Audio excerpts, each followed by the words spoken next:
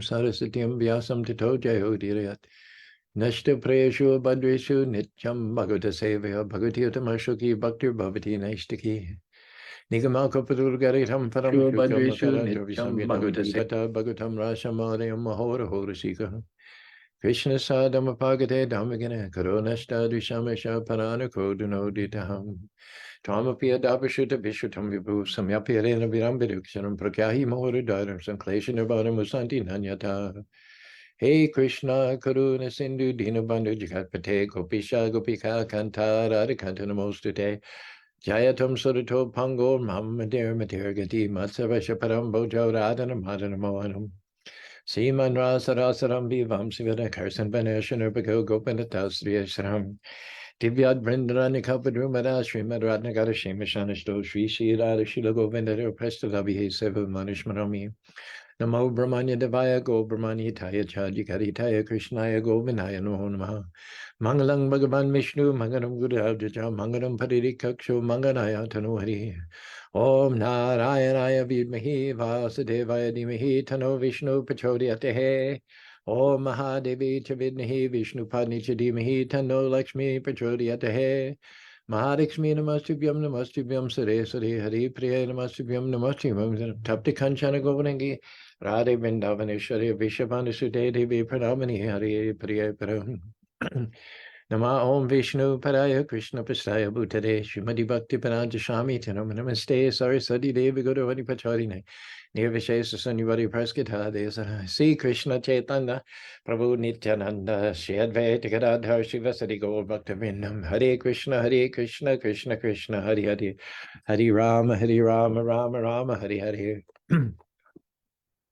Welcome, John Malik, Brent Spencer, Vi Bobby on Facebook, Rob on Zoom to Motivational Monday. I know that in Salt Lake City on Saturday, Ishan, Kapil Sharma's son, gave the talk. I'm pretty confident that would have been a really good talk. Were you there, Rob?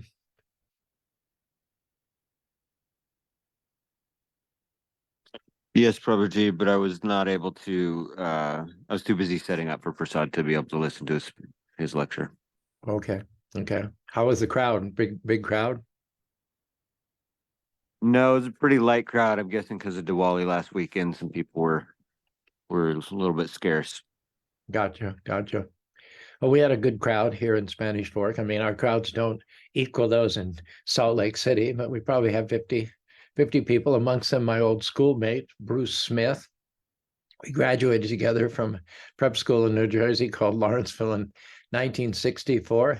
He went to live in Alabama first and then Kentucky, and then finally came back to Utah because he's got a number of grandchildren who live here.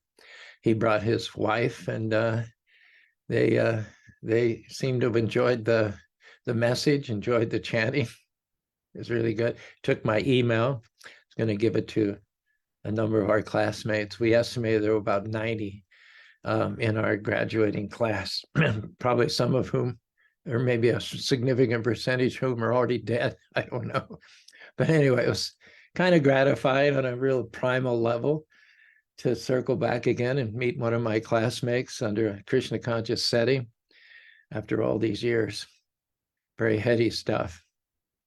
So we're launching out today, Motivational Monday. Our topic is Bow Down, Mister. We're talking about the story of Gajendra. I believe we're on the 60th segment, 45 minutes.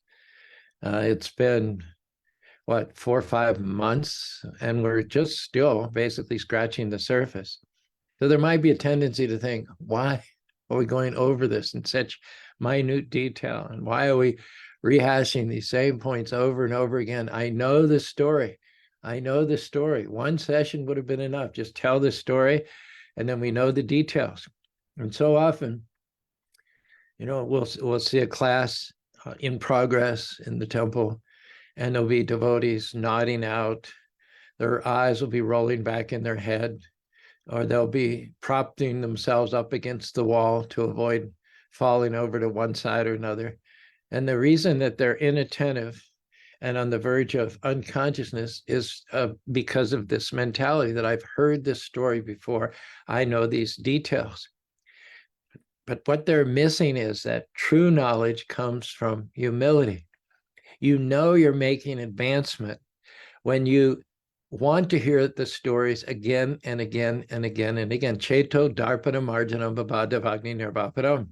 We have dust. Our hearts are encrusted with forgetfulness and illusion for many, many births. Who knows how many countless births we've been submerged in what Prabhupada referred to as the ocean of ignorance.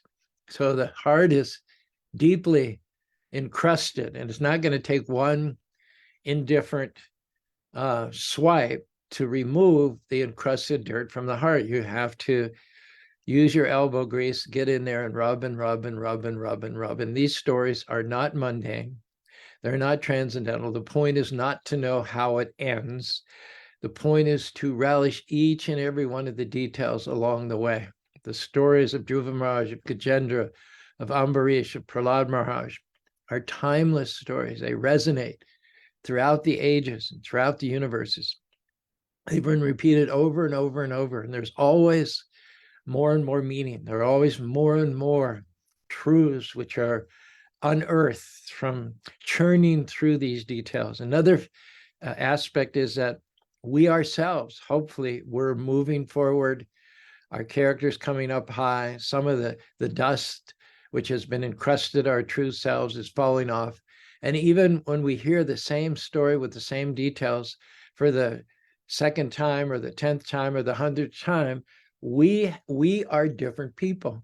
We are further along on the path than we were the last time we heard the story. Even yesterday, even today, even last month, what to speak of last year. So there's new ways that we have to look at it. We gave a Sunday feast talk last night. One of the examples that I gave was that in Thailand, they wanted to build this highway, expand from a 2-lane to a 4-lane, make it a interstate highway, so to speak. There was a huge statue right in the middle of the road that had been there for hundreds and hundreds of years, and it was quite a heritage piece, and the workers didn't want to damage it in the process of removing it. And so very carefully, they detached the base, and they got their cranes, and with padding and all kinds of blanketing, they started to move this. And in spite of their best, most gentle efforts, some of the clay started falling off. And no matter what they did, they couldn't prevent chunks of clay from falling off. So finally, they moved the statue onto a truck, and the truck took it. And then as they were unloading it to its destination, a big, big chunk of clay fell off. And at first they were very dismayed, but then they started looking into the hole, look and see what was there. It behind, or what had been behind the clay, it looked shiny. They got a cloth, they started rubbing it, and to their surprise, they discovered that it wasn't a clay statue of the Buddha or whatever. It was a gold statue, pure, solid gold. And hundreds of years ago, beyond memory, beyond any records, that gold statue had been covered with clay to protect the metal from oxidation. So similarly, the whole process of Nityam bhagavata sevaya says one should daily, consistently hear the Bhagavatam over and over and over again. And rather than one's enthusiasm waning, the more often one hears these tales and these prayers that go with them. The sign of spiritual advancement, the sign of purity, the sign that you're getting chunks of clay off of your golden self, is that you become even more enthusiastic, more excited to hear these stories for the 100th time than you were the second time, for the 150th time more than you were the 100th time. That's the way you can tell you're making true advancement. The purest devotee I ever knew, aside from Prabhupada, of course, was a devotee named Pranjivan Popat. He was initiated by Lokanath Swami. And you could be sitting down and you could say, Aham Brahmasmi. You could say, we're not these bodies. And to him, It was like he's hearing it for the first time. His eyes would get wide, his mouth would form a little O, and he would say, oh, oh, oh, oh, oh, oh, oh, oh, oh, oh. I'd say, aham brahmasmi. Oh, oh, oh, oh, oh, oh. If I was conducting the class, I would think I'm such a good speaker. Look how this man is reacting with surprise, with delight at every one of my words. And yet that's not the fact. It had nothing to do with my speaking ability or my oratorial skills, and everything to do with the fact that his heart was getting pure pronto. He was on the fast track for purity of heart. Pranjivan had grown up in Uganda and was quite well-to-do there, had a lot of money, was very, very popular. Everybody loved Pranjivan. But he took alcohol, he took meat. And then when Idi Amin kicked all the Indians out of Uganda, there were some upheaval, and Prabhupada, Pranjivan went to the bank one afternoon to withdraw some of his savings because he could tell that the future was uncertain. And the bank teller, who was his good friend, everybody who met Pranjivan became his friend. The bank teller had tears in his eyes, and he said, "I'm sorry, Mr. Popat, but all your money has been taken by the state, by the dictator Idi Amin. You have no your money. All your hundreds or tens of thousands of dollars savings is all gone. And the only thing I'm authorized to tell you is you can get a ticket either to England or to Los Angeles. Otherwise, you can't take anything with you." So he came to Los Angeles. He rented a little shop in the ground floor of the Transamerican Insurance Building downtown Los Angeles, where he sold little snacks and so on and so forth. One day he was returning home. They lived in Oxford Street. He and his wife Manju lived in Oxford Street, had two sons, Hitesh and Ashok. He through the income of that little snack store, he sent his son Ashok, his oldest son, to pharmacy school at USC. Now he's doing very well. They have a big house in Diamond Bar. But one devotee had come from the temple. I don't know how he got their name and their address. He might have just gone through the phone book. His name was Sri Govinda. He was a life membership director at that time. And he'd come early in the afternoon, knocked on the door. Manju, Pranjiva's wife, greeted him. And Gujaratis are very much Krishna conscious. They're extremely respectful to Christian devotees. So as soon as she saw this tall, good-looking Western guy in a dhoti with tilak on his forehead, she invited him in. She gave him a place to sit. She gave him some water. Eventually asked, "Where's your husband?" She said, "Oh, he'll be home soon. You can wait for him." Sri Govinda is sitting in the apartment, and he hears footsteps on the stairs. So he assumes this is Pranjivan about to coming home. And so from within the apartment, Sri Govinda gets up, and as Pranjivan puts his hand on the door from the outside, the door opens inward. Sri Govinda pulls it, and Pranjivan is short and Sri Govinda is very tall. So as the door opens, Pranjivan is probably about the eye level of Sri Govinda's solar plexus. And he sees something totally unexpected. He sees a dhoti, and at this point, Pranjivan has a six-pack of beer under his arm. So his eyes gradually rise. Then he sees this white face with tilak on it. And he's like, again, another, oh. So that was a life-changing encounter through association with devotees, coming to the temple at the invitation of Sri Govinda. Pranjivan very, very, very quickly got rid of all those anarthas. He stopped drinking. He stopped eating meat. And within a few years, I believe he became a pure devotee of Krishna because of his diligence in hearing. His enthusiasm for hearing not only didn't lag, but it increased day by day by day by day by day by day by day. There was one time Pranjivan came to me and he said, Caru, he said, I run this little kiosk, and with the income, we lost everything, as you know, in Uganda. So I had to start from scratch. And I have a rental. I have to pay so many hundreds of dollars a month for the rental. And I'm selling little chewing gum and burritos and so many things. And some or other, I'm sending my son, Ashok, to pharmacy school at University of Southern California. But I'm coming to the temple and I'm hearing about meat eating, that we shouldn't, not only should we not eat meat ourselves, but we shouldn't be involved in the process. There is a conspiracy of several people, all of whom share in the negative karma for the killing of the cow. There's the farmer who grows, there's the truck driver who transports it, there's the butcher who cuts it up, there's the cook who cooks it, there's the person who sells it, and then there's the consumer. To say that I just eat the meat, I didn't kill it, won't work.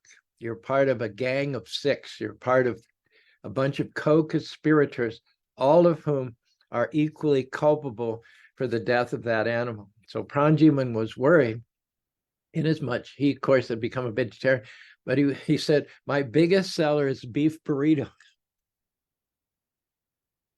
I'm afraid that if I do the right thing and discontinue the beef burrito, I won't be able to pay the tuition for my son Ashok anymore.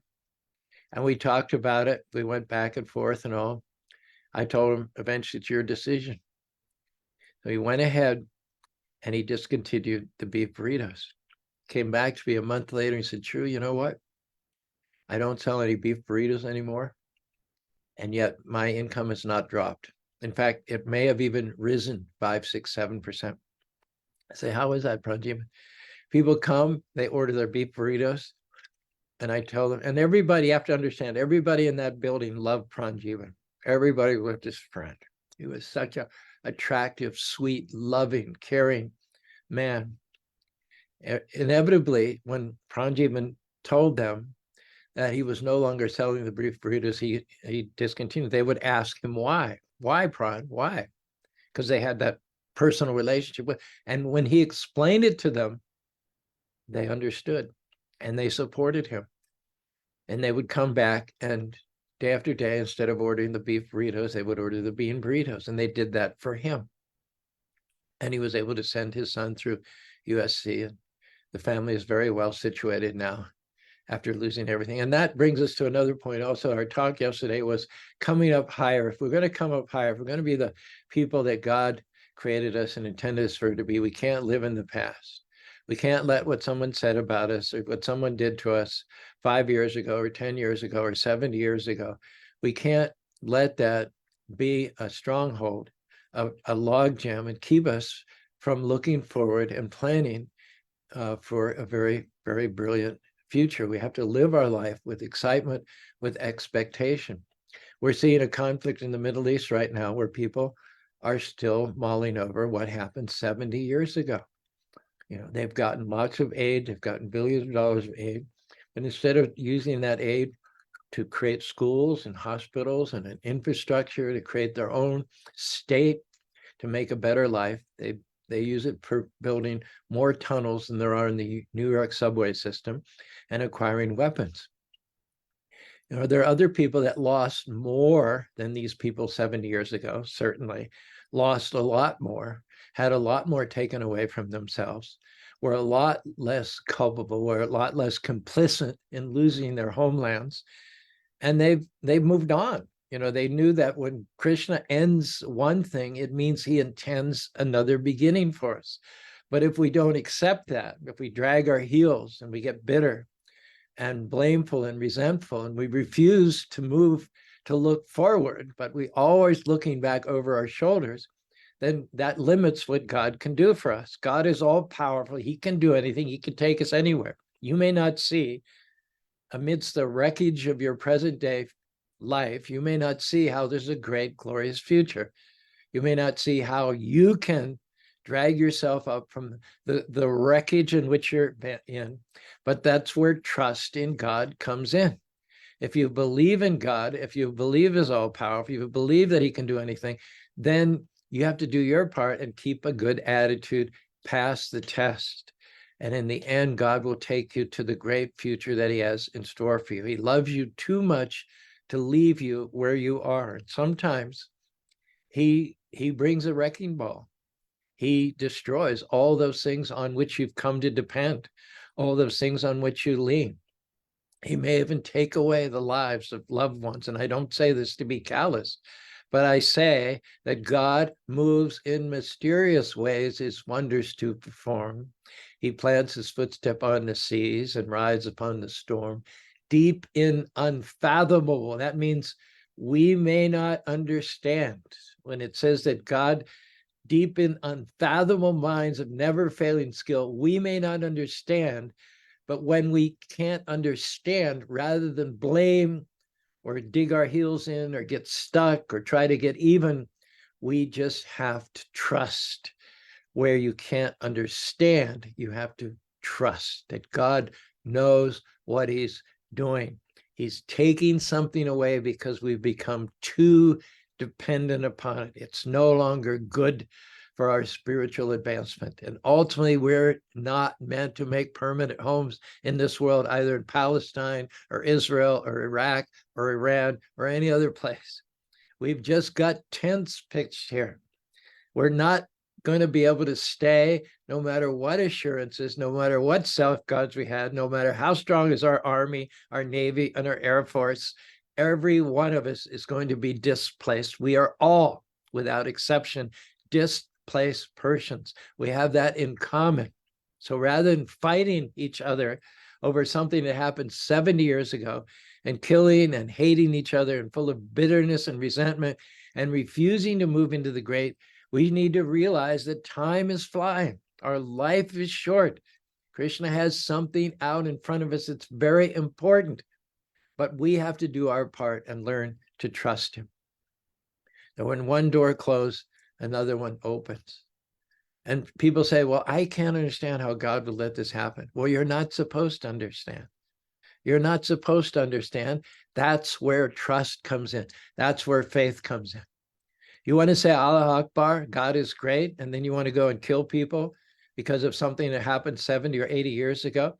That's how God is great? I don't think so. I think that's the furthest thing from trusting God in his greatness. If you want to say Allah Akbar, say it as a rallying cry for forgiveness, for picking yourselves back up, for bouncing back, for moving forward into the exciting, bright future that God has for you. Others have done it. Others have done it. The Jewish people did it. In Pakistan, there was a very wealthy community called the Sindhs. What are they called? Sindhus.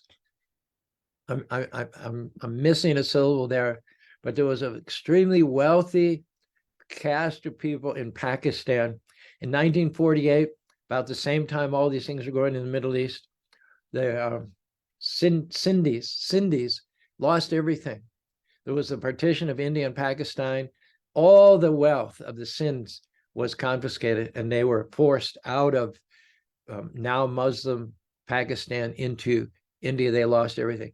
Within 10, 15 years, by working together as a community, supporting each other, they were right back. They were right back to a position of opulence. We have the example of the Gujaratis here in America. I don't know when the first Gujaratis came, probably in the late 60s, but very intelligent, very intelligent. They came from a farming village somewhere in Gujarat, and the village people would gather some money together, all the money the village had, and they would send someone, a relative, an honest, upstanding relative to America, somewhere that you get a visa to America. And he would get to America. He didn't speak very much English. His wife would speak even less. But they found out, they discovered after research that the motel business is the best business to get in. What's good about the motel business? Well, you have no mortgage. You're covering with the income from your guests, you're covering mortgage, which is generally the biggest expense that one has. And also the advantage of the motel business is that the husband can get a full-time job apart from managing the motel. So the husband will work from 9 to 5. He'll come back at 5 o'clock, have dinner, and he'll take the desk during the busy hours from 6 o'clock until 11 o'clock, 12 o'clock at night. And the husband will generally speak more English, or at least he'll learn to speak more English. Then he'll go to bed at midnight. He'll get up at 7 o'clock in the morning, go to work, and his wife will take care of the desk and checking in people up until about 3 o'clock, 4 o'clock in the afternoon. She speaks very little English, but she has enough words, 150 or 200 words, to do what's needful. And after some period of time, you get a lot of equity in that motel. And so then you get a loan to buy a piece of another motel. And then you bring your cousin over to run that motel. And then there's two of you working, and you're developing equity even faster.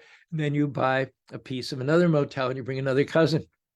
One fellow I know, his name is Mojibai Chaudhary. He came all by himself in the 70s. He went in Vernal, a little town in Utah, bought a piece of a motel, worked hard, long hours, 2 jobs, same thing as his wife. Recently I asked Muji, I said, how many motels do you own? He wouldn't tell me. It's literally in the hundreds. I mean, he doesn't own them outright, but he owns a part of probably more than 100 motels in several states. And I said, well, can you tell me one thing? Can you tell me how many of your family members you brought over to America? And he smiled kind of sheepishly. He said 150. So there are things you can do.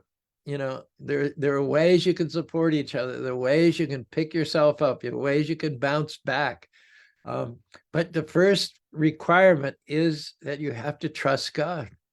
You can't get all bombed out, blame another different set of people.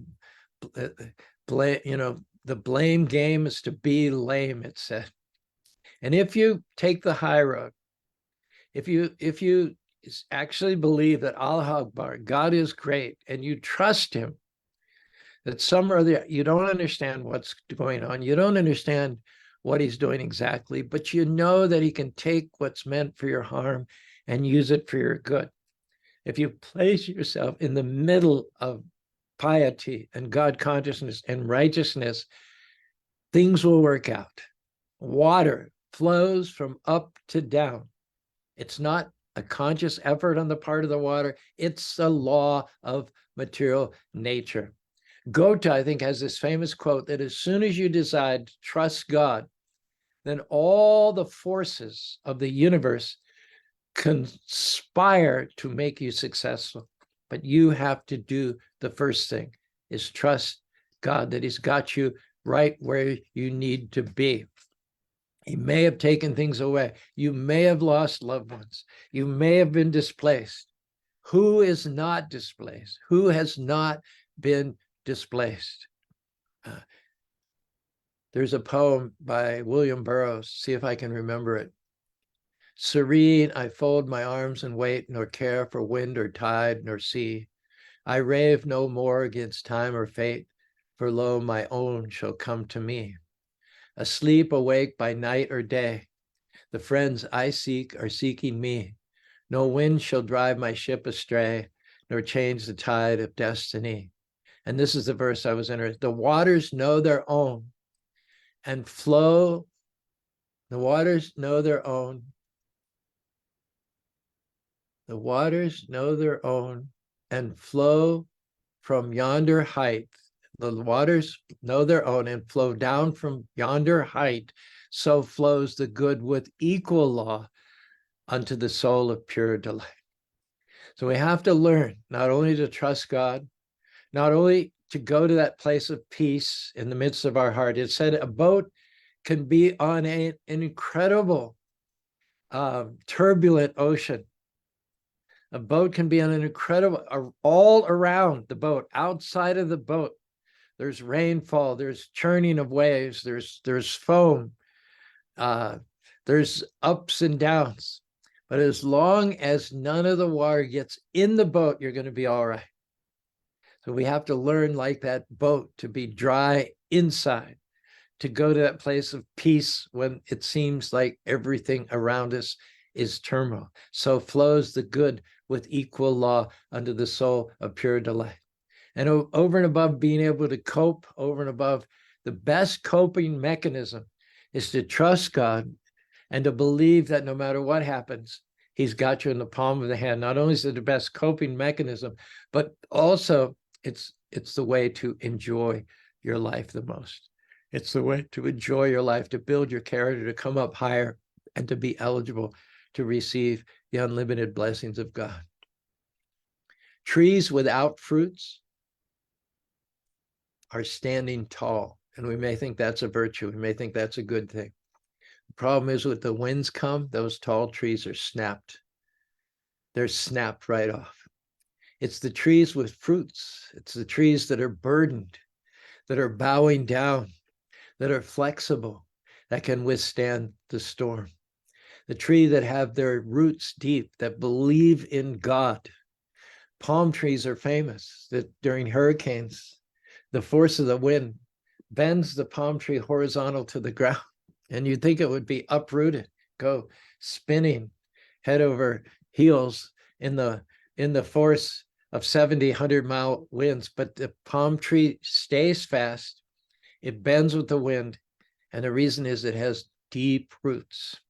So we have to learn not just to believe in God when he's doing things our way on our timetable, but we have to learn to believe in God no matter what's happened, no matter how indecipherable, no matter how unfathomable it may seem to be. We have to learn to believe in God at all costs, because if we don't, what have we got?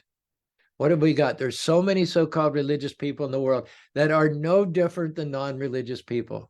They have the same appetites, the same concern, the same addictions, the same anger, the same resentment, the same lust as those who are not religious. Yatai kamashmikalapada shuteshu darishu sanketivinum yayatna shama eva hi kevalam. Shama eva means it's a waste of time.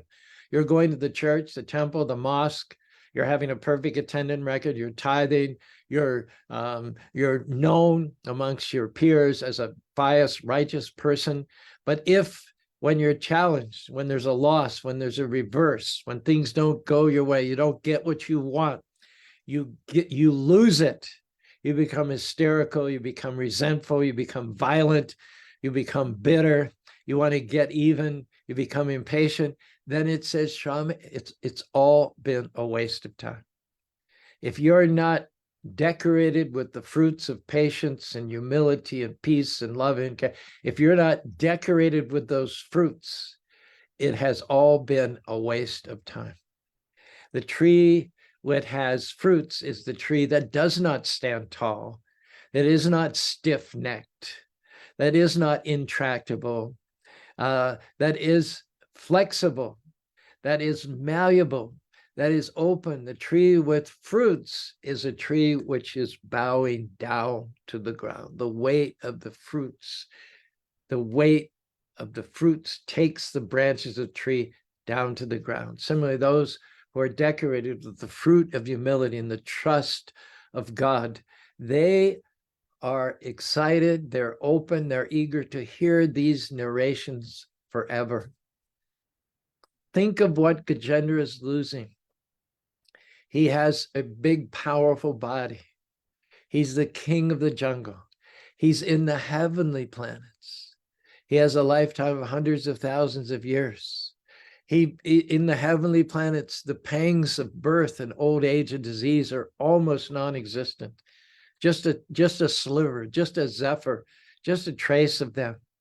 He's the king of he's subjugated all the other elephants.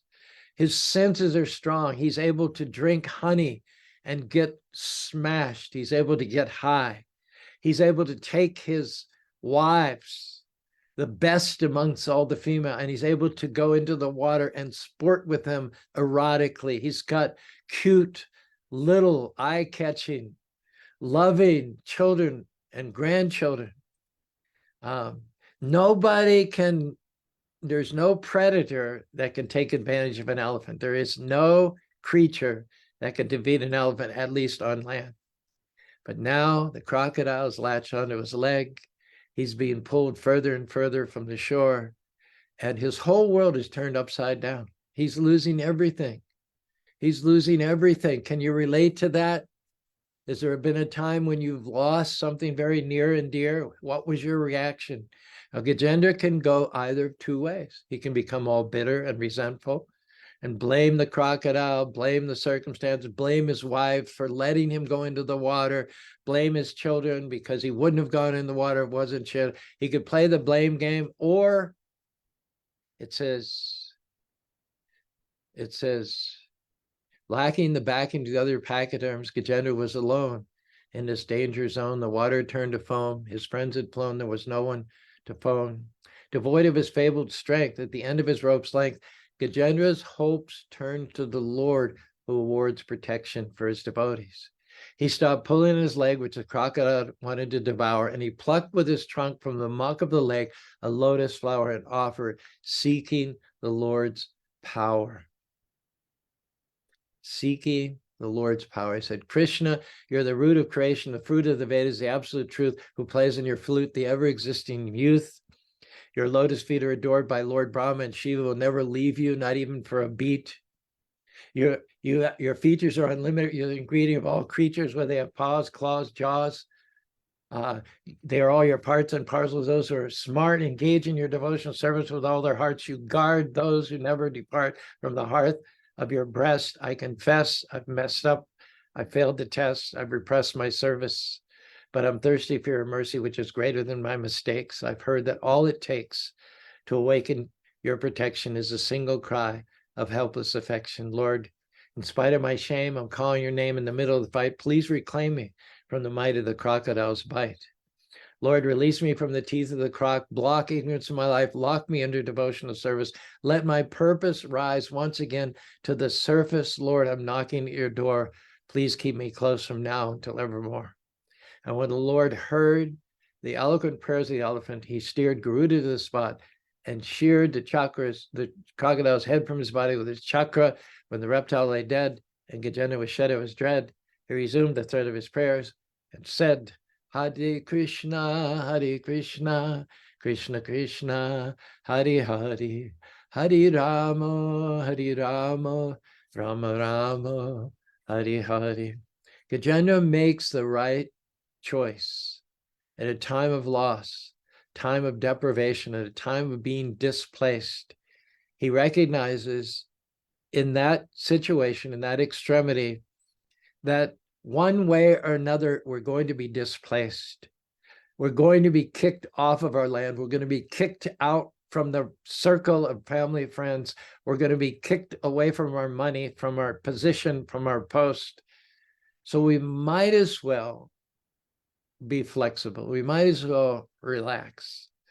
We might as well see the hand, the remote hand of the Lord, and not get caught up in the immediate circumstances. That will make our life successful. Follow in the footsteps. Gajendra appears to have been illusion. He appears to have been distance. He appears to have forgotten the Krishna consciousness of his previous life. But really, he's put in this situation as a pure devotee to teach us what to do when things look dark, what to do when things happen that are beyond our understanding. He reaches out to the Lord. He plucks from the muck of the lake a lotus flower and offers it, and he gives prayers. Those prayers are never dull. They're never stale. They're always applicable. Every day, every moment of our day, on one level or another, we should be calling out to Krishna, just like Gajendra with the lotus flower. Help, help, Krishna. Every step is full of danger. This world, everything that we've accumulated with much work and foaming at the mouth and anxiety is going to be lost. My mother was in an old age home. Our home in Pennsylvania was given to my dad by his great aunt, I think, or his mother's sister. Yes, great aunt. Our home was built during the Revolutionary War. There's a deed for like 1776, big stones, wide windowsills, 3 fireplaces in the downstairs room, an acre of land with, antique, stately pine trees. Very nice piece of property. But after my dad died, and then she was living on her savings, and finally she had to go into a rest home. So she finally sold the house. She finally had to sell the house to pay the bills in the assisted living facility. One day she called me up and she was wailing on the phone. She's probably about 81, 82. She passed away at 82. And she said, Chris, I spent all of my life accumulating things, and now everything is gone. Everything is gone. And we'll all say that. We'll all come to that point. Everything will be gone. So let us take a leaf from the page of Gajendra's book. And while we have our youth, while we have the power of breath within our breasts, while we have loved ones, while we have family, while we have money in the bank, while we have our skills and abilities and our talents, let us consecrate them by dedicating to the Lord. Let's get in the middle of what the Lord, let's not just be pseudo, quasi, fake, bigoted religious. Let's not just worship God for what he can do for us, but let's offer ourselves in unconditional surrender with the words, Lord, I am your servant eternally. You know what's best for me. I put my head at your feet. You please use me in any way you like. Narayana pada sarve nakushta shagababagat apituliyadarashanam. Whether you think I'll do more good in hell or whether you think I'll do more good in heaven, it's up to you, Lord. I don't have a preference. My only preference is don't kick me away. Keep me connected to you always in devotional service. And with that mentality, there'll be a freshness that'll never leave you. There'll be an eagerness, an unfathomable. There'll be a well of ignorance. There'll be a reservoir of enthusiasm to hear over and over and over again, which you'll never reach the end. It'll never dry up. In fact, it'll get deeper and deeper. Your thirst to taste the living waters of the name, form, activities, and pastimes of Krishna will simply multiply, will simply intensify. But you have to start that no matter what, I'm going to trust Krishna, that he knows what he's doing. Hare Krishna, Krishna Krishna, Hare Hare, Hare Rama, Rama Rama, Hare Hare. This has been Motivational Monday. I'm still kind of up from yesterday's talk, and we amplified on it today. Thanks so much for being with us. Brent was there last night at the Sunday feast. Thanks for joining us, John, Malik, Bobby. Cracked a rib the other day carrying a newborn baby llama. So she's in a bit of pain, but she's still functioning. An amazing soldier in the army of Lord Chaitanya Mahaprabhu. Jean, never failing. Natasha, Hare Krishna, Natasha, Larry, good morning to you. Start of a new week. Oh, wonderful. We've got some verses here from Brent. Hearing scripture isn't a chore. Relish the details, even if you've listened to the story before. Exactly. Hearing scripture isn't a chore. Relish the details, even if you listened to the story before. And there's so many details. It's the great commentators like Baladev Vidyabhushan, Vishwanath Chakravarti, they're like the CSI, the crime scene analysts. They go to where the crime is taking place, and every little cigarette butt, every little piece of cotton, every wrapper within a 50 feet area, they all bag it with tweezers and they put it in their little bags and they analyze. They put all this under their microscopes. They test for DNA, they test for fingerprints. There isn't a stone, literally a stone left unturned by the forensic people at a crime scene. So we may think, oh, this is a story and this and this and this happened, and it has so many moving parts and so many elements. But when you get into it, when you take it seriously and you dive into it, there is no end to the number of different elements of the story that you can analyze. Who is speaking, and why are they saying exactly these words? What is it about their past, their experience, which makes them speak in exactly this way and use each and every word? Many of these Sanskrit words are open to multiple interpretations. Who is being spoken to, and why is the speaker speaking to the recipient, the ear here, in exactly this way? And how does, there are so many levels. It's unlimited. And so someone who just wants to read the story and then doesn't want to hear it again is really missing everything. They're missing the heart, the juice, the essence of Krishna consciousness. So don't be that person, please. Vaibhavi informs us pure gold does not oxidize. It was covered to protect it from invaders. Yes, that's probably a much more plausible explanation. Even as I was saying it, I knew it was probably inaccurate. Yeah, it was protected. That's what happened oftentimes in India too, to protect it from Aurangzeb and some of the tyrannical rulers there. They would encase the deities in fact, there's a story of Madhavendra Puri discovering a deity off the coast of Karnataka that was encased in salt. It was actually encased in salt, and Madhavendra Puri could see that within that block of salt was Krishna. And what happened was there was a ship. They were in danger of running aground, and Madhavendra waved them off from the shore. He waved them off. He saved the ship from being beached and sunk. And out of appreciation, the sailor said, let ask for some boon. And Madhavendra, I'll take that block of salt. And they said, well, wouldn't you like something more valuable than a block of salt? He said, no, I only want that block of salt. So they brought that block of salt to him on shore, and then he opened it, and there was a beautiful Krishna deity inside that block of salt. Similar. Natasha also got a bunch of emerging poets here.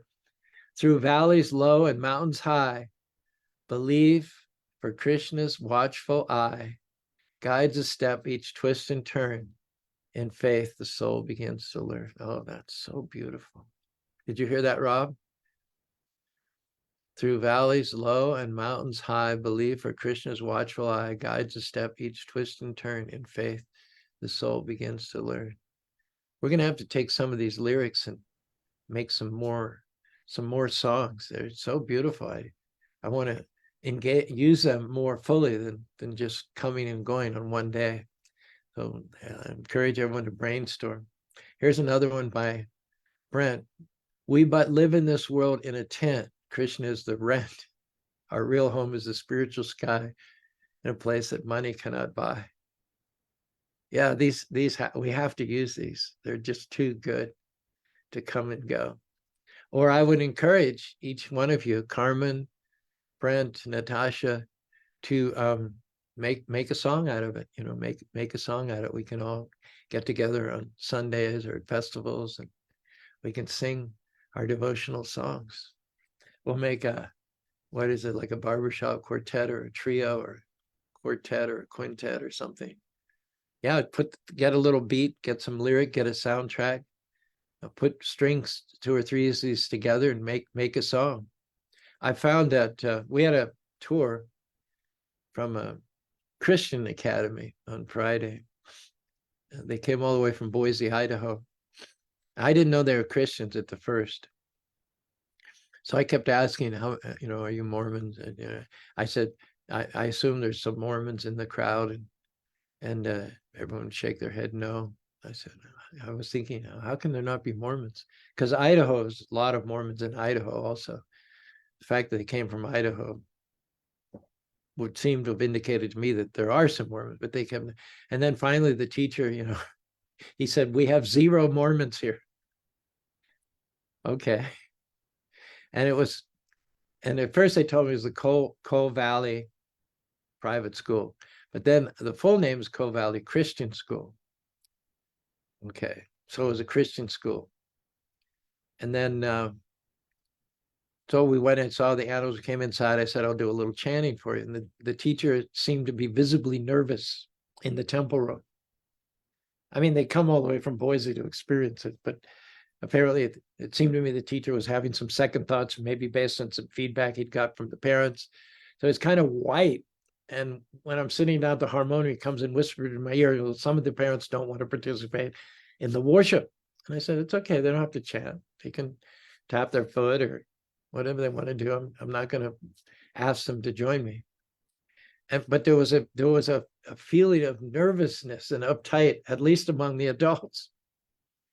So what I did was, before I chanted, I gave a rap song. Chanting the holy names cleanses the heart, extinguishes the flames, breaks the chains, blesses the earth at large with moonlight rays, charging waves of nectar, our senses and craving since ancient days. Holy names put all their blessings to shame. Krishna Govinda. And after I gave this rap song, the students themselves clapped and applauded, and they were even cheering. So when I presented Krishna consciousness in the form of poetry and a song, it defused what was a tense situation. The kids took it upon themselves to send a message to some of the uptight adults. This is cool. We dig this. This is good stuff.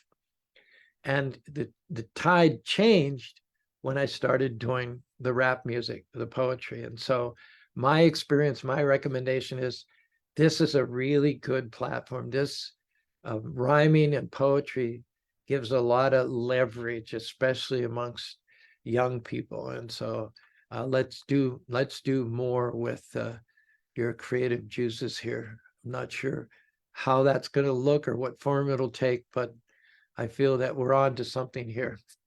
Which brings us to Rob. Rob, can you keep the ball rolling here? Hare Krishna, Prabhuji. I really appreciated that nod to that Marvin Gaye song. No, ain't no mountain high, ain't no valley low. Oh, is that what it was? Is that what he's referring to?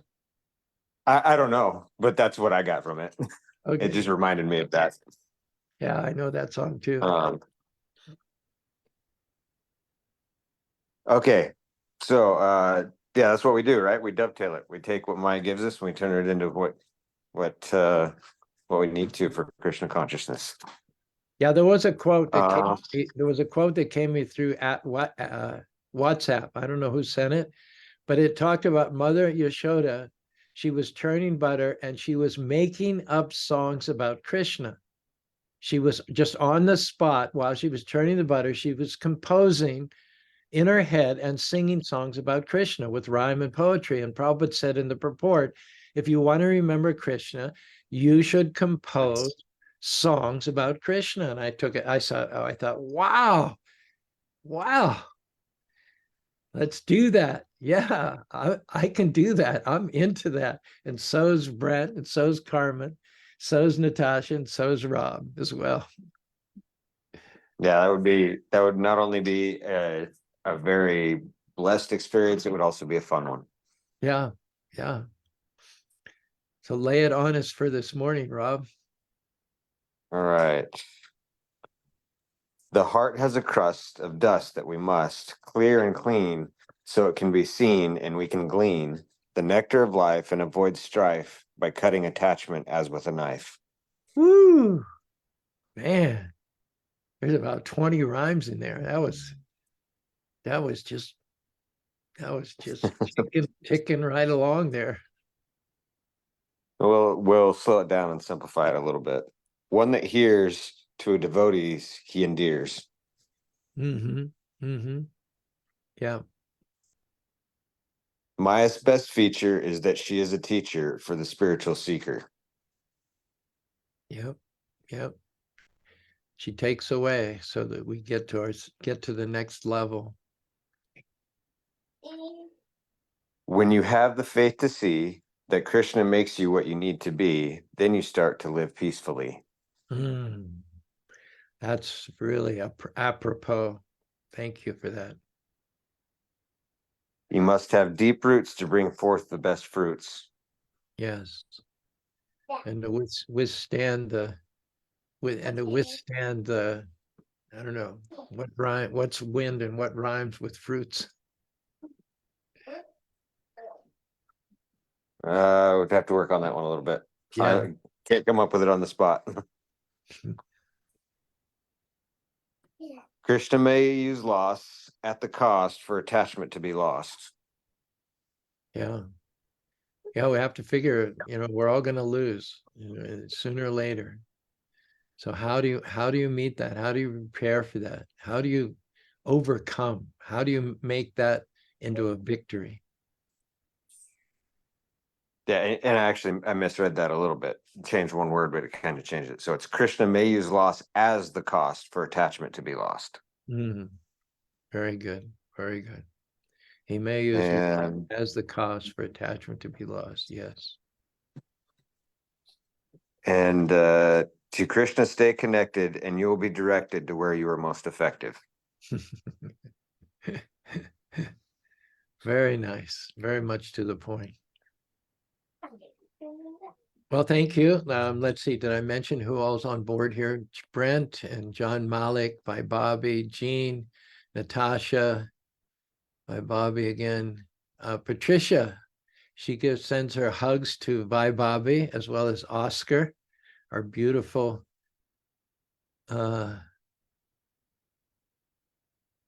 yeah, and Natasha again, through valleys low and mountains high. I guess that's a Marvin Gaye, right? Reference. Belief for Krishna's watchful eye guides the steps each twist and turn in faith the soul begins to learn. Wonderful. And Brent, we but live in this world in a tent. Krishna is the rent. Our real home is in the spiritual sky in a place that money cannot buy. John Malik comes in here at the end. Faith is the bird that feels the light when the dawn is still dark. Faith is the bird that feels the light when the dawn is still dark. That's good. That's good. Yeah. Faith is the bird that feels the light when the dawn is still dark. Good job, John. Very good job.